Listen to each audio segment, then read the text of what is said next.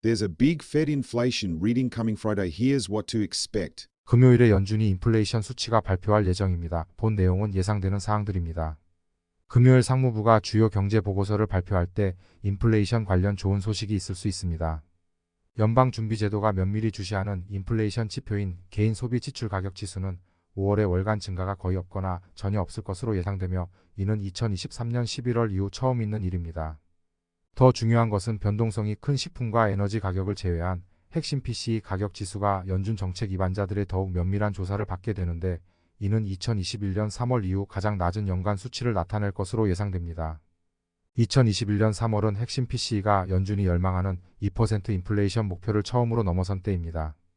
그 이후 1년의 공격적인 금리 인상에도 불구하고 중앙은행은 아직 물가 상승 속도를 목표 범위 내로 되돌리지 못했습니다.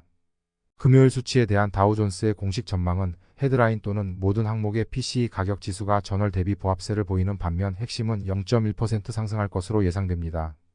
이는 4월에 각각 0.3%와 0.2% 상승과 비교됩니다. 헤드라인과 핵심 모두 전년 대비 2.6%로 예상됩니다.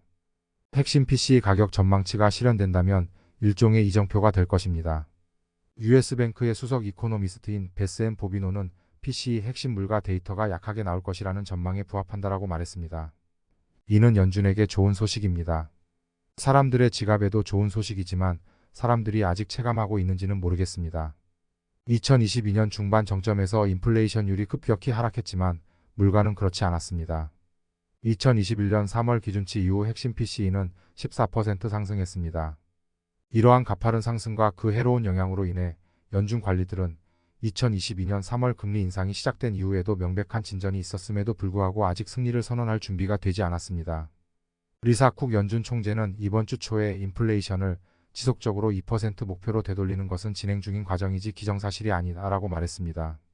리사 쿡 총재와 그녀의 동료들은 금리 인하의 시기와 속도에 대해 신중한 태도를 취하고 있지만 대부분의 사람들은 데이터가 계속해서 일치하는 한 올해 어느 시점에 완화가 이루어질 가능성이 높다는 데 동의합니다. 선물 시장은 현재 연준이 9월에 첫 0.25%포인트 인하를 단행하고 연말까지 추가 인하를 단행할 가능성이 높은 것으로 가격을 책정하고 있습니다. 이달 초 회의에서 정책 입안자들은 한 번의 인하만 계획했습니다. 우리는 실물 경제가 둔화될 것으로 예상합니다. 절벽에서 떨어지는 것이 아니라 둔화되는 것입니다. 이는 인플레이션도 나중에 더 완화될 것임을 시사합니다. 이는 연준이 9월에 첫 번째 금리 인하를 단행할 수 있는 이유를 제공합니다. 라고 보비노는 말했습니다. 이제 우리 모두는 데이터에 달려있다는 것과 연준이 여전히 지켜보고 있다는 것을 알고 있습니다. 라고 그녀는 덧붙였습니다. 연준이 기다릴 수 있을까요? 올해 한 번만 인하할 수 있을까요? 배제할 수는 없습니다. 하지만 수치상으로는 연준이 올해 두 차례 금리를 인하할 수 있는 여지를 제공할 것으로 보입니다. 인플레이션 수치 외에도 상무부는 동부표준시 오전 8시 30분에 개인 소득과 소비 지출에 대한 수치를 발표할 예정이며 각각 0.4%, 0.3% 상승할 것으로 예상됩니다.